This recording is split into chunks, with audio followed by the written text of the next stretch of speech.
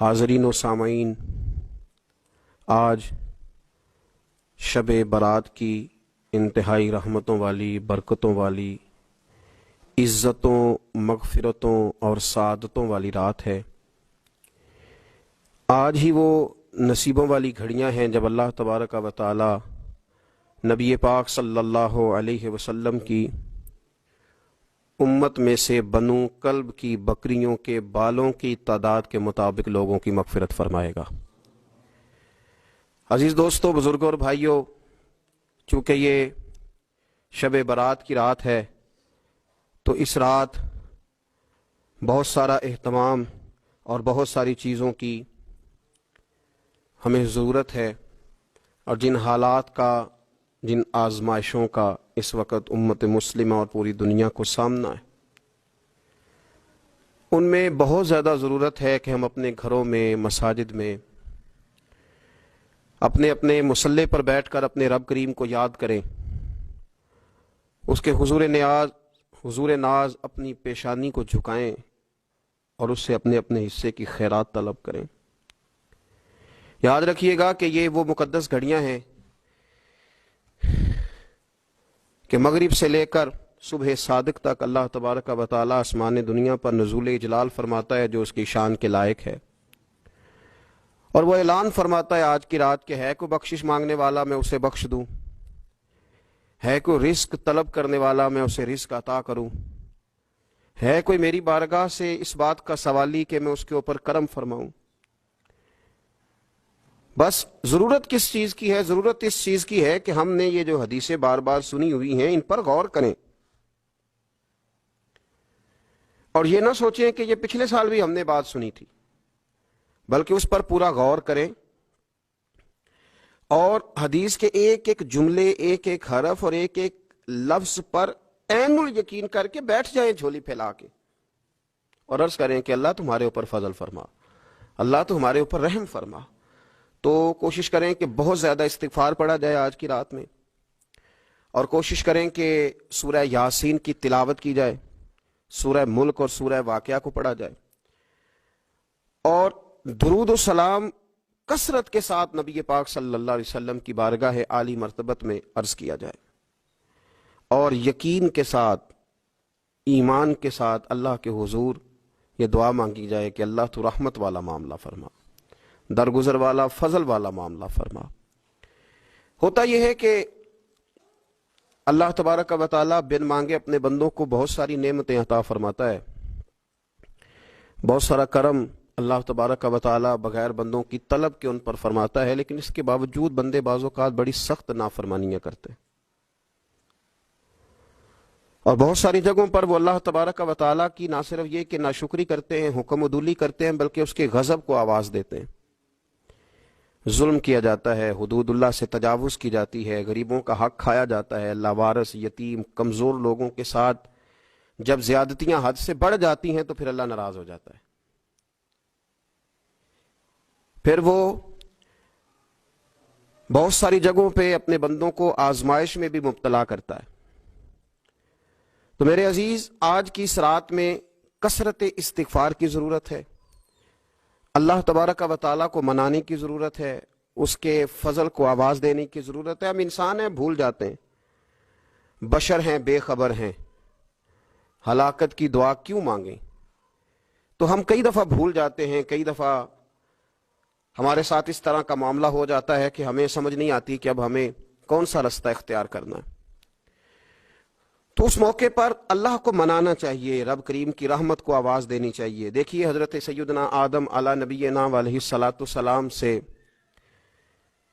ایک خطائے اجتہادی ہو گئی، اللہ تبارک و تعالی نے ایک درخت کے پاس جانے سے منع کیا تھا، لیکن مشیت ایزوی کے حضرت آدم وہاں چلے گئے، اور پھر جب انہیں محسوس ہوا نا کہ میرا رب ناراض ہو گیا ہے اور وہ زمین پہ تشریف لے آئے، تو 300 سال انہوں نے رو کے گزارے۔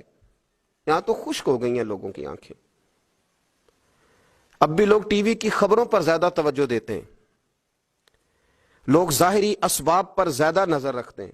300 سال جناب آدم علیہ السلام نے رو کے گزار دیے، 300 سال، اور پھر دونوں نے، قرآن مجید فرماتا ہے کہ دونوں نے، جناب آدم نے، حضرت حوا نے کہا، وقالا، دونوں نے کہا، ربنا ظلمنا انفسنا، اے اللہ ہم نے خود ہی اپنا برا کیا ہے، وَإِن لَّمْ تَغْفِرْ لَنَا، اگر تو نے ہمیں معاف نہ کیا، لَنَكُونَنَّ مِنَ الْخَاسِرِينَ، تو اللہ ہم نقصان اٹھانے والوں میں سے ہو جائیں گے۔ اللہ کو منایا، اس کی بارگاہ میں آہوزاری کی، گڑ گڑائے، عرض گزار ہوئے، ربنا ظلمنا انفسنا، اے اللہ ہم نے خود ہی اپنا برا کیا ہے، وَإِن لَّمْ تَغْفِرْ لَنَا، اگر تو نے ہماری بخشش نہ کی، وَتَرْحَمْنَا، اور تو نے ہمارے اوپر رحم نہ کیا، لَنَكُونَنَّ مِنَ الْخَاسِرِينَ، تو ہم نقصان اٹھانے والوں میں سے ہو جائیں گے۔ اللہ تو ہمارے اوپر رحم فرما، ہم پر فضل فرما، ہمارے لیے آسانی فرما۔ تو جب یہ جملے آپ نے ادا کیے تو پھر اللہ تبارک و تعالیٰ نے ان پر اتنا فضل فرمایا کہ مالک کریم نے اپنی ساری رحمتوں، برکتوں، نوازشوں سے انہیں مالا مال فرما دی۔ تو پہلے تو بات یہ ہے کہ احساس ندامت ہو، پھر اس کے بعد رب کریم کو منانے کی خواہش ہو، بے رخی کا مظاہرہ، اور اسی طرح کھیلتے رہنا اور اسی طرح روٹین کے کاموں میں لگے رہنا، بلکہ پہلے سے زیادہ ان چیزوں پہ توجہ کرنا جن پر پہلے کم کی جاتی، فضولیات کو اپنے معاملات کا حصہ بنا لینا، لوڈو پہلے سے زیادہ کھیلی جانا، شطرنج کی بازیاں لگنا، اور فلموں ڈراموں پر توجہ بڑھا لینا، گیمیں کھیلنے لگنا، بجائے اس کے کہ اللہ نے اوقات دیے ہیں تو اس میں رب کو منایا جائے اس کی بارگاہ میں۔ لیکن وہ اس طرح جیسے شکاوت بڑھتی ہے، جیسے ہمیں احساس ختم ہو گیا، جیسے ہماری طبیعت کے اندر اب وہ والی بات نہیں رہی جو کہ ہونا چاہیے تھی۔ تو اللہ کریم کی بارگاہ میں عرض کیا جائے، رب کریم کے حضور ناز یہ گزارش کی جائے اور اسے منایا جائے۔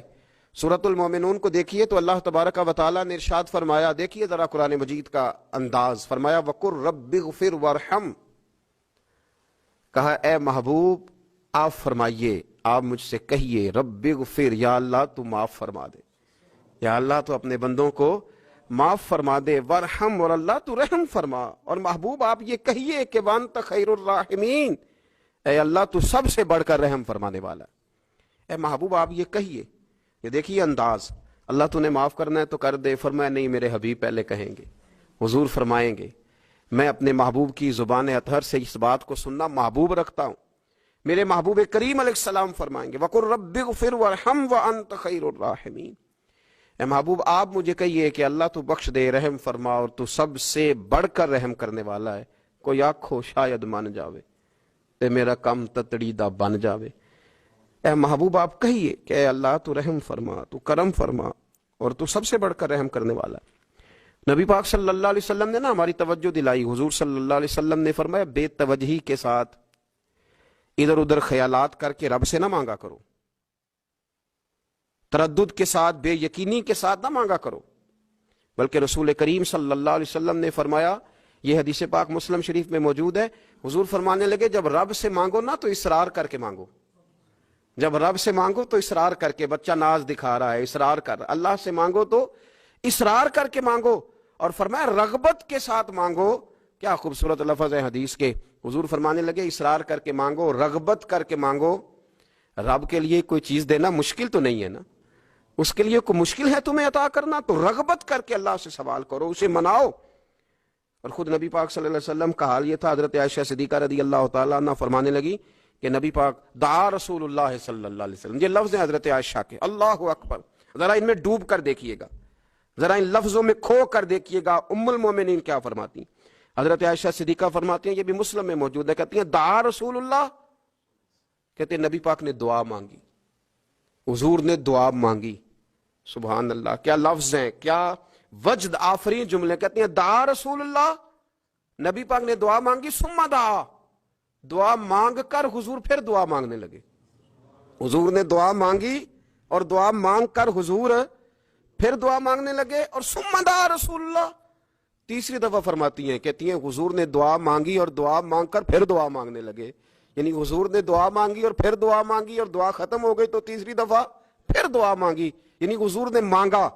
کیا کالا حضرت نے فرمانے لگے مانگیں گے مانگے جائیں گے، منہ مانگی پائیں گے، سرکار میں نہ لا ہے نہ حاجت اگر کی ہے، مانگیں گے مانگے جائیں گے، منہ مانگی پائیں گے۔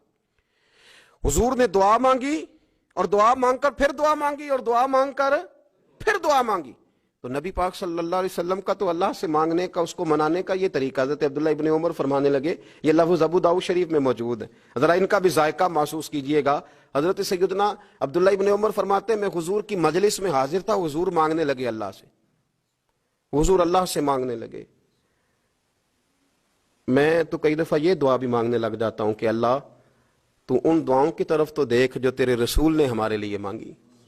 اللہ تو ہمیں تو نہیں نہ مانگنا آتا، نہیں طریقہ آتا، نہیں سلیقہ آتا، نہیں انداز آتا. ہم تو بے توجہ سے لوگ ہیں، بیٹھنے کا ڈھب نہیں آتا ہمیں تو ہاتھ اٹھانے کا سلیقہ نہیں آتا، ہم تو وضو کرنے کے اس طریقے سے آشنا نہیں. پر اللہ تیرے محبوب نے تو خوب مانگا ہے نا تجھ سے، تیرے پیارے حبیب علیہ السلام نے تو تجھے منایا ہے نا ہمارے حق میں. تو اللہ تو ان دعاؤں کی طرف تو دیکھ.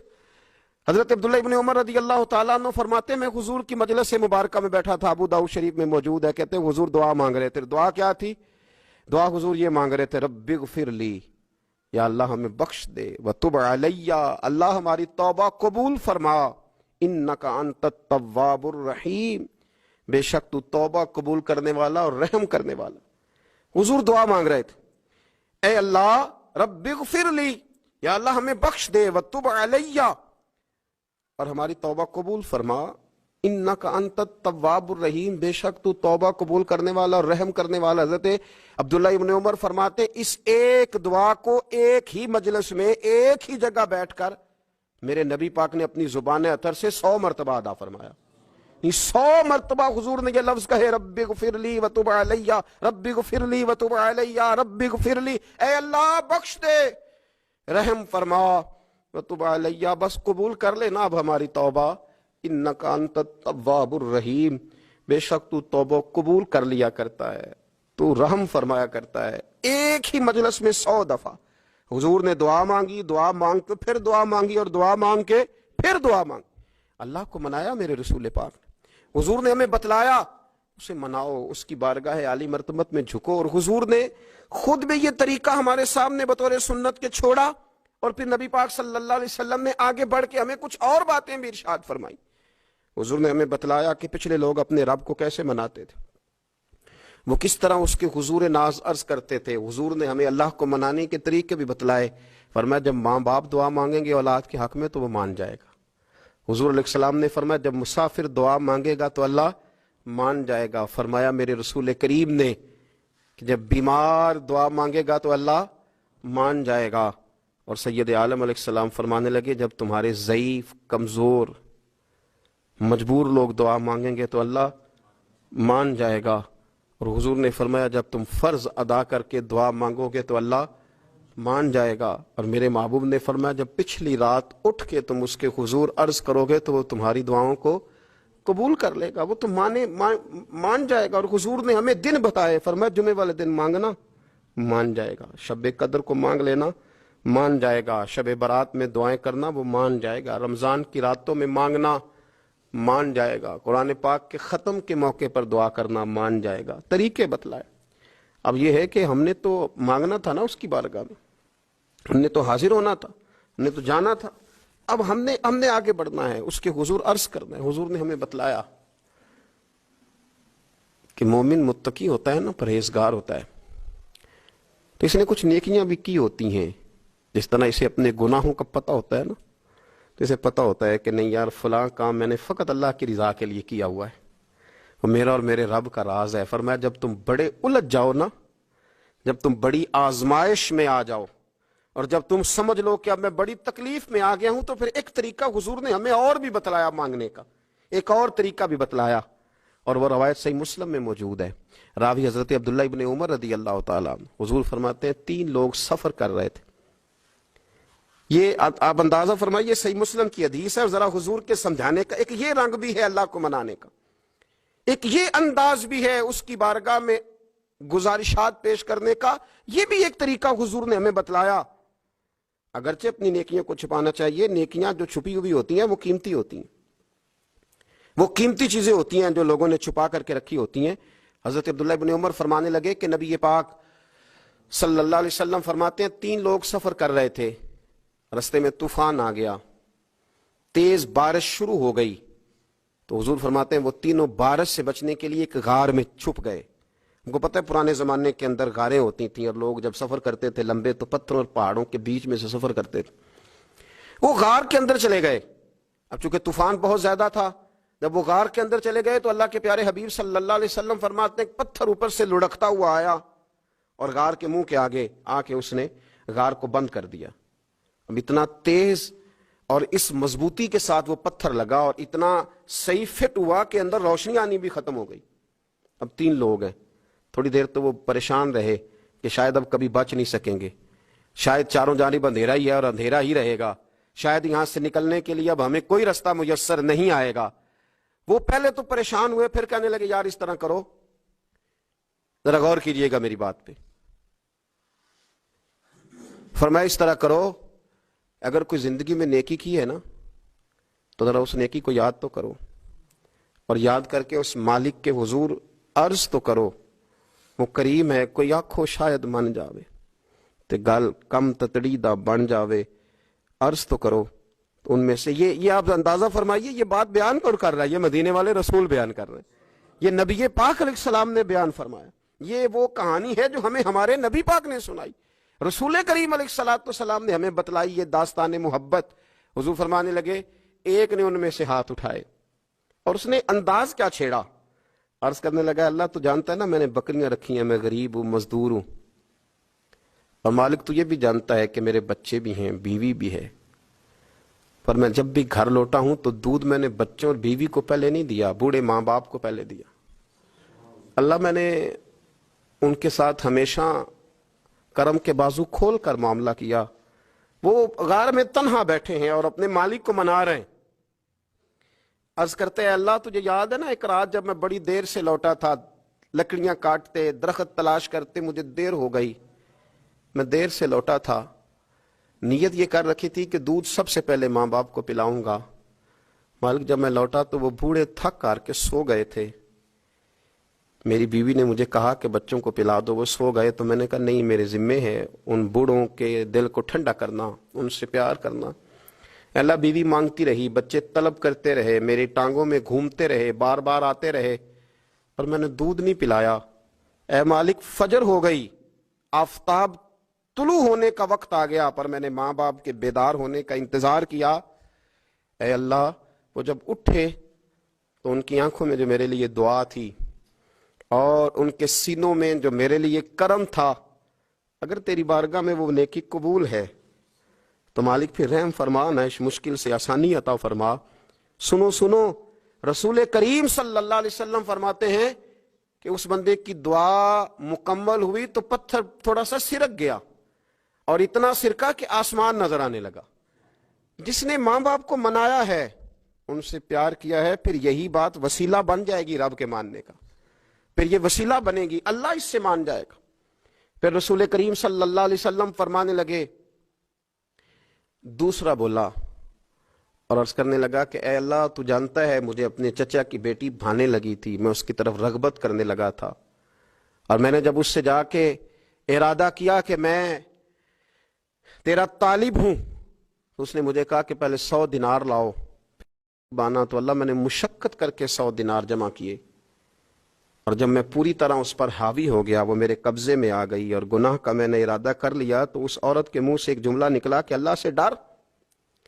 اے مالک وہ میرے قبضے میں تھی، اے اللہ میں گناہ پر قادر تھا، میں چاہتا تو گناہ کر لیتا، لیکن جب اس نے تیرا نام لے کے کہا نا کہ اللہ سے ڈر، اللہ میں ڈر گیا، میں اسے چھوڑ کے آ گیا. اگر تجھے یہ بات پسند ہے تو پھر نکال دینا اس مشکل سے، پھر کر دینا کرم. اللہ میری بھی تو چڑھتی جوانی تھی نا، میں بھی تو سب کچھ کر سکتا تھا، پر تیرے لیے، تیری خاطر میں لذت گناہ سے باز رہا، تو اللہ تو رحمت فرما دے. حضور فرماتے ہیں اس کی دعا مکمل ہوئی تھی کہ پتھر تھوڑا اور سرک گیا. پھر تیسرا بولا اور اس نے بول کے کہا اے اللہ ایک مزدور کو، ایک دیہڑی دار کو، ایک غریب کو میں نے کام پہ رکھا ہوا تھا، یہ تیرا اور میرا راز ہے اللہ. وہ مزدور، وہ دیہڑی دار میرے پاس کام پہ لگا تھا، کچھ چاول میں نے اس کی اجرت مقرر کر دی کہ تو کام مکمل کرے گا تو میں تجھے دوں گا. وہ جب اجرت لینے کا وقت آیا تو وہ بگڑ کر ناراض ہو کر چلا گیا. میں اسے ڈھونڈتا رہا, وہ مجھے ملا نہیں. میں نے اس کے چاولوں کی قیمت کاروبار میں انویسٹ کر دی, اس کا تھوڑا سا سرمایہ پر میں نے کھایا نہیں. پھر وہ اس سے میں کاروبار کرتا رہا اور اتنا کاروبار کیا کہ بہت ساری گائیں اور ان کے چرواہے تیار ہو گئے. وہ سالوں کے بعد لوٹا. میں نے اس غریب کا مال کھایا نہیں بلکہ بڑھایا, محفوظ کر کے رکھا. وہ سالوں کے بعد لوٹا اور کہنے لگا میرا مال. تو میں نے کہا وہ ساری گائیں تیری ہیں, وہ چرواہا تیرا ہے, یہ سارا کچھ تیرا ہے. تو کہنے لگا تو مجھ سے مذاق کرتا ہے, میں غریب کہاں اور گاؤں اتنی بڑی گائیں کہاں, تو مذاق کرتا ہے. تو میں نے کہا مذاق نہیں, میں نے اپنے رب سے ڈر کے تیرے مال کی حفاظت کی, یہ تیرا ہے. اے اللہ میں کھا بھی تو سکتا تھا نا, پر تجھ سے ڈر کر میں نے وہ سارا محفوظ رکھا. اللہ اگر تجھے میری یہ ادا پسند ہے تو پھر آج مان جانا, آج راضی ہو جا. اللہ کے رسول فرماتے ہیں اس کی دعا مکمل ہوئی تھی کہ پتھر لڑکا اور ان کے لیے رستہ بن گیا. وہ باہر آ گئے تو حضور نے ہمیں بتلایا کہ وہ تمہاری نیکیاں جو چھپی ہوئی ہیں, وہ تمہاری نیکیاں جو تم نے خالص اللہ کی رضا کے لیے کی ہیں, ان نیکیوں ان اعمال کا وسیلہ بھی تمہارے رب کے ماننے کا ذریعہ بن جائے گا. اس کو منایا جائے, اس کے حضور حاضری دی جائے, اس سے بخشش کا سوال کیا جائے, اس کی بارگاہ میں یہ گزارش کی جائے کہ اللہ غریبوں, مجبوروں, کمزوروں اور ان لوگوں کے صدقے جو اللہ رستہ دیکھ رہے ہیں کہ رستہ کب کھلے گا, جو تیری بارگاہ کرم کے سوالی ہیں, ان کے صدقے تو رحم فرما, تو کرم فرما. تو میرے عزیز, ایک اور بات جو اللہ کو منانے کے لیے ہمیں ہمارے پیارے رسول صلی اللہ تعالی علیہ وسلم نے بتلائی کہ جب انسان بہت زیادہ عاجزی کرتا ہے نا, بہت زیادہ عاجزی, تو پھر بھی اللہ مان جاتا ہے. جب وہ اس کے حضور بہت عجز کا اظہار کرتا ہے, بہت زیادہ عجز کا اظہار کرتا ہے, وہ ڈر جاتا ہے اس سے. وَلِمَنْ خَافَ مَقَامَ رَبِّهِ جَنَّتَانِ, فرمایا جو میرے سامنے کھڑے ہونے سے ڈرے گا میں اسے 2 جنتیں عطا کروں گا. حضرت بابا فرید الدین مسعود گنج شکر بابا صاحب رحمت اللہ علیہ فرماتے ہیں کہ ایک نیک نوجوان تھا, دن کو روزہ رکھتا, رات کو نماز پڑھتا, پر اللہ سے ڈرتا پھر بھی بہت ہی زیادہ تھا, بڑا ہی ڈرتا تھا. موت کا وقت آیا تو ماں ہی تھی بس اس کی, تو ماں سے کہنے لگا اماں تو میری ماں ہے, میرے ساتھ 3 وعدے تو کر. اس نے کہا پتر تو بتا, آخری ہج کی لے رہا ہے اور اس غریبنی ماں سے تو وعدہ لے رہا ہے, بتا کیا وعدہ ہے. عرض کرنے لگا اماں جب میں مر جاؤں نا تو میرے گلے میں رسی ڈال کے تو مجھے گھمانا گھر کے صحن میں, اور لوگوں کو کہنا جو رب کی نافرمانی کرے اس کا یہی حال ہوتا ہے. یہ اعلان کرنا جو اللہ کے نافرمان ہوں ان کا یہی اشر کیا جانا چاہیے. اور اماں پھر دوسرا وعدہ کر,